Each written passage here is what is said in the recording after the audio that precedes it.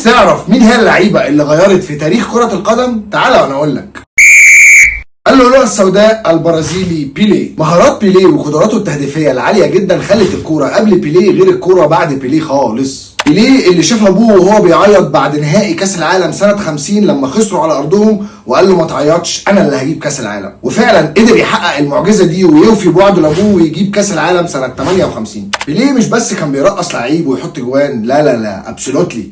بيليه كان عنده قدره انه يرقص الجماهير في المدرجات، كان بيخلي المباراة عاملة زي السيرك كأنك بترقص صنب على المسرح. ويعتبر بيليه مع جيله هم اللي أسسوا للكرة البرازيلية اللي معتمدة على اللامركزية والمهارات العالية جدا.